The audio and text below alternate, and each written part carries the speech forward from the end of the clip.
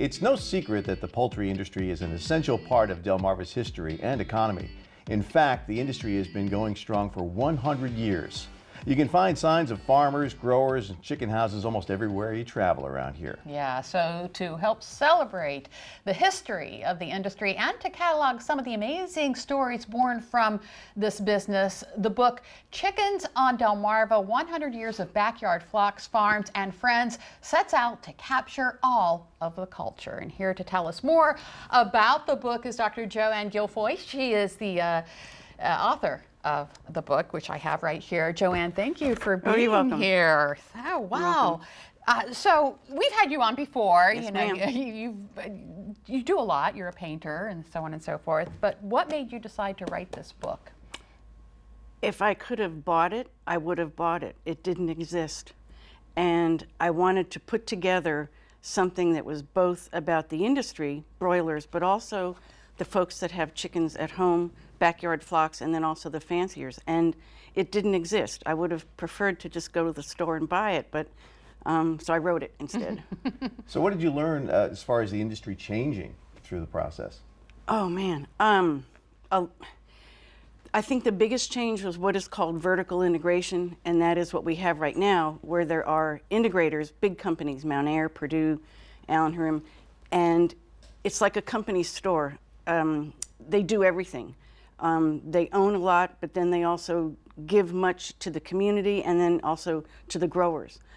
Back in the day, let's say 100 years ago, they're much like the tobacco industry. They were individual growers, farmers, and it was up to them to find the feed, to build the chicken house, to supply water, and then later on electricity. Now they're helped, and we have what are called, they used to be called servicemen, now they're supervisors, and they help, they're paid for by the integrators, and they help the farmers do what they need to do from beginning to end. That's a good thing. Yeah. Yeah. Now, you are no stranger to raising chickens. You have backyard chickens yourself. Yes, ma'am. Yeah. Tell us a little bit about that process, or that.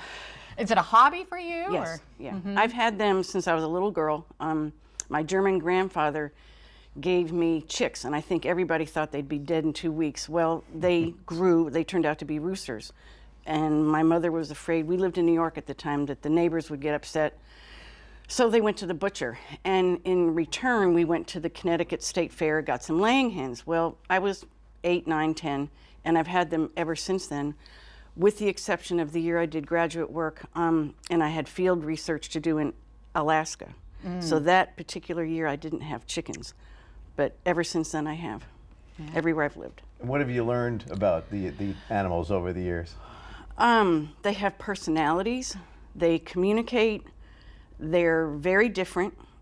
Everything from friendly, jump in your lap, to don't touch me, I'll bite you, you know. Just like people, really. Yes, yeah. So obviously you did a lot of research for the book. What kind of interesting things did you find out for that? A couple. Yeah. One, and I was doing a lot of reading on a blog, and I learned there's such a thing as sex reversal in chickens. And as it turns out, that is also true of all birds. And in fact, I was listening to NPR on my way here, Bird Note. I heard it on Bird Note as well. A lady was talking about cardinals, what she had noticed in her backyard. And I won't go into the details now, but it can happen. And I have a hen at home right now that is becoming a rooster. Really? Yes. And I had one a couple years ago when I first learned about this. I went, no way, because I'm hearing crowing. We didn't have any roosters. And then I watched him, and I went, you're out of here. I killed it. Anyway, well, when you have chickens that are confined and you have roosters, they pull the feathers out of their neck, their backs get all, no roosters. Well, anyway, had I known, I would have kept this chicken for, research purposes, gone to University of Delaware, say, look what's going on. But I didn't. We have another one now. Really? What am I going to do? I don't know. I'm just leaving her alone. I don't care. That's something that we could unpack in a whole show right there. Absolutely. It's fascinating. It really is. That probably is at the top of what I learned. Many other things, but yes, that. Yeah.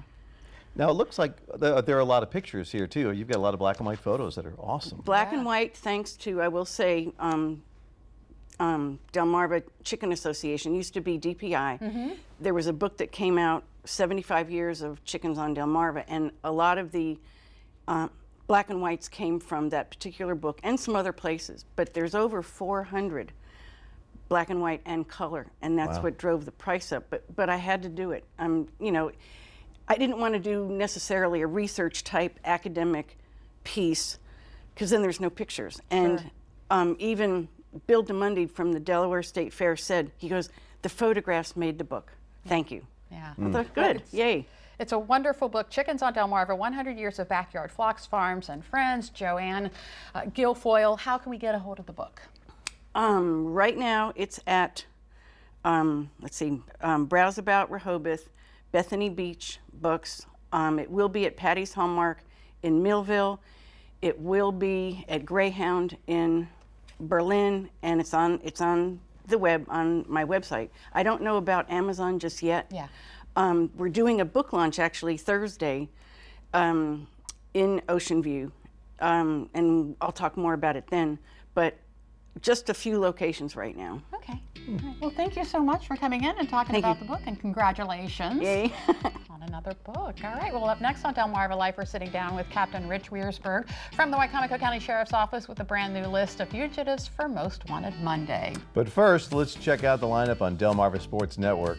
At 7:30, it's Into the Trenches, Joining the Tribe, episodes 1 through 6, and the final score is at 10:30. For now, you're watching DelmarvaLife, and we'll be right back.